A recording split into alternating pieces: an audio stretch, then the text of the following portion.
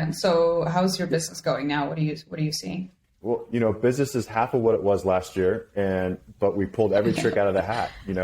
Earlier this year, we were locking interest rates at time of pre-approval for 60 or 90 days. That way, while your client was shopping around for properties, their rate and payment wasn't going up. And that was a really great strategy. And then eventually, our company came out with the 2-1 buy down and also the 3-2-1 buy down. So it's been allowing us to help a buyer negotiate a fair price, yet still protect the comps in the neighborhood and stuff. So it's been working. Now, in the last 5 days, we've had some really great news on some inflation reports. And then I know you saw that interest rates. I saw that and I was like, yes. Yeah. Yeah. So, now interest rates are down 0.5%. And the Fed isn't really saying, okay, cool. They're saying, well, it's only 1 month. And, but the CPI index, which we're watching very carefully, is a 12-month rollback. So we actually can see what's going to happen next month and the month after. Knock on wood, everything, stays the same. So we're anticipating rates to continue to go down slowly and improve. And what I'm telling buyers right now is that if you don't buy this property today, even at today's interest rate or with the 2-1 buy down, if you wait till next year, there's going to be a frenzy all over again, just like 2020 and 2021. So I'm so glad you said that. Yeah, I see so many shadow buyers just kind of refusing to listen, I guess you can say. Yeah. And they're out there hanging, waiting for the good deal or waiting for rates to drop. I know, and I feel bad when I see that, because are you in the market as an investor looking to time everything so perfectly, or are you just trying to get out of where you are right now? What's your goal with the purchase or with selling, really? Yeah, and that's a great question that you ask your clients, because some people look at the next 12 months and say, what's my stock portfolio look like? And if you follow stocks, you can go pretty crazy just trying to chase your stock value. But we're selling a long-term investment for long-term wealth building, knock on wood, even generational wealth building.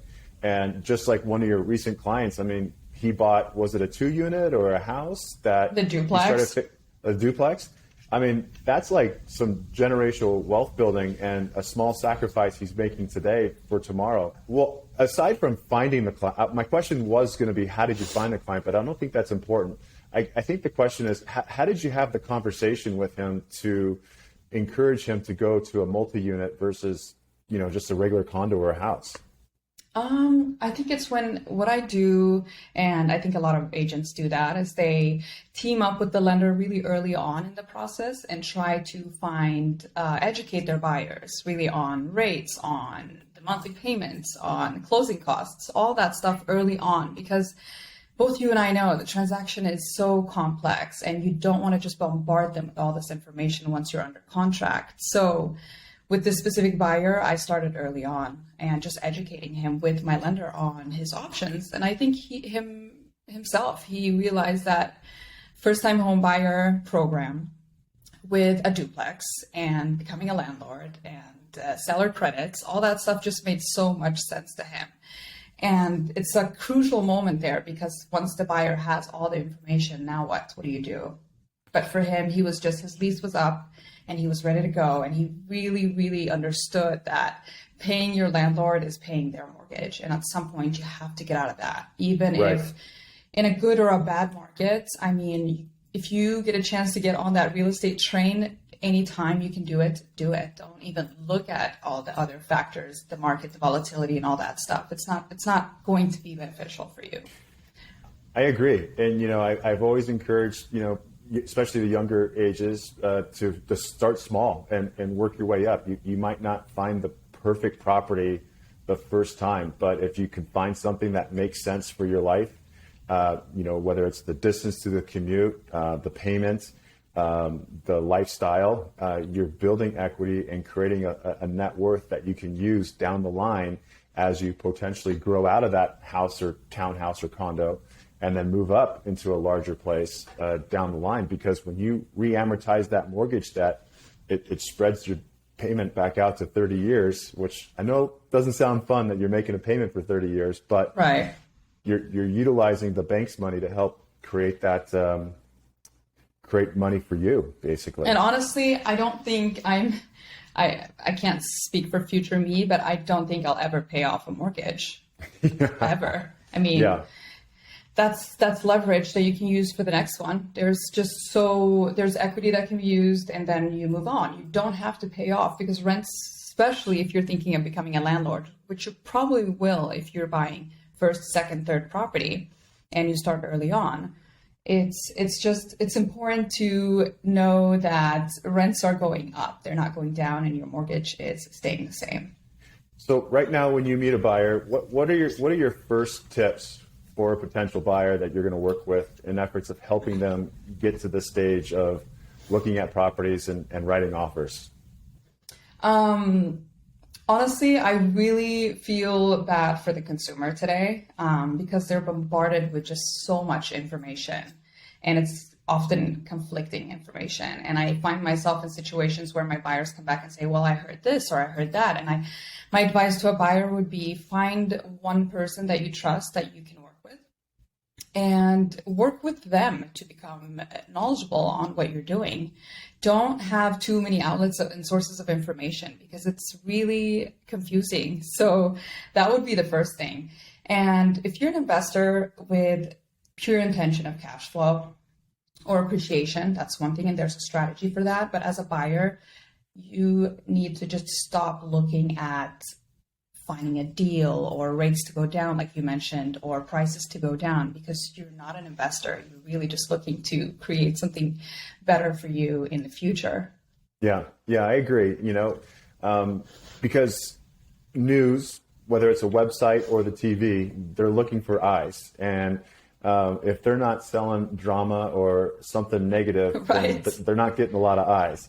I cannot remember the gal's name right now, but she's a news reporter on MSNBC. She's been there for years and years and years, and she's always been negative about real estate, whether it's mortgage rates too high, too low. Rates went down, but it's still you should still rent, or rates went up. Now's the time to don't buy anything. I mean, she's never said anything positive about real estate. Yet when we look at real indexes or real reports, it makes sense to purchase a property even 6 months ago when rates were not super favorable. And so one thing that I do with buyers is help them not only look at the rate and payment on a mortgage, but help them look at their whole life holistically, on their monthly income, on their monthly expenses, what their tax returns look like today and what they could look like tomorrow having a property on their tax return, and helping them just really understand the long-term gain of home ownership. Exactly. And when you mentioned that news anchor, I think that case is probably just somebody deflecting their own insecurities. They might not get approved themselves.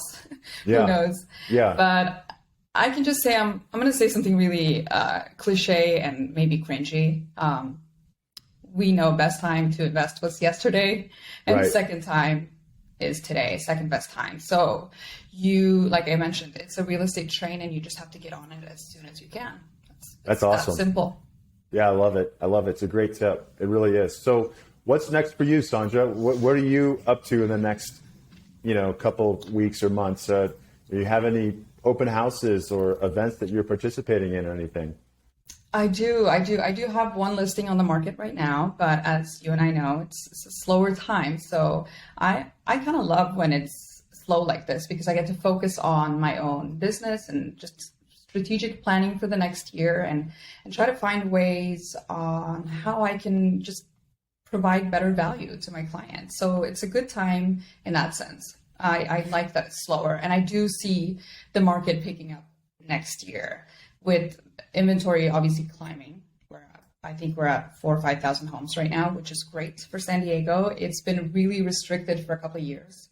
And as much as people say we have a high inventory, we don't. It's still pretty low in San Diego. So I am optimistic about next year. Rates, I don't think they can get higher than this. And so it's really just going up from here. That's just my personal opinion. So I'm taking this time to just really plan and prepare myself for the next year. How about you? Well, that's good. What I have going on is we got the holidays, so I'm picking up the phone and doing my best to call every single one of my, partners and past clients and just wishing them the best.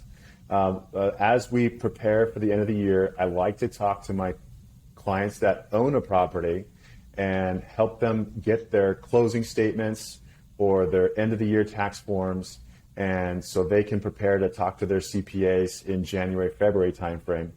And I also like to talk to them about what their experience has been with regards to home ownership. And because a lot of these customers have been able to build good equity in their homes here, they're still making money with their jobs, knock on wood, and it might be time to expand their real estate portfolio in efforts of buying a little vacation home or a little rental property. Sometimes that might not mean buying here in San Diego because, prices are high and maybe rents are not as high as they should be. But what that could mean is we could figure out where they vacation the most at. Some people like to drive to Big Bear or Lake Arrowhead, and you can find properties under $400,000 or $500,000. Some people have family out of state, in any state, to be honest with you, and they can find maybe a little condo or a house that they can buy as a vacation home or a rental property and potentially even convert that to an Airbnb. So there's a lot of opportunity out there for San Diegans to expand their real estate portfolio, even though they may not be buying in California.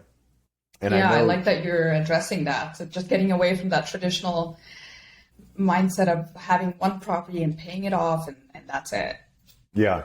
And I know your network's pretty significant. I've been around, your peers for many years now.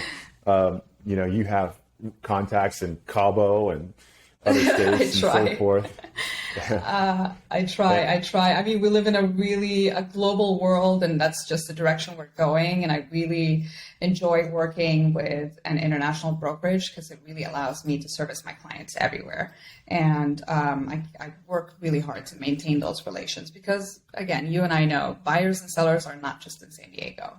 Right, Money right. is not just in San Diego. It's all over the world, and it might be coming here, it might be leaving. So we want to be able to help them wherever they are. Awesome. Well, I love it. Well, thank you very much for joining me this morning. I hope Thank you. It's nice to see you, to be honest with you. We made friends in Mexico, and we've been working a lot together. And that was a great things trip. are different now, and but we're still able to connect virtually, and I love that.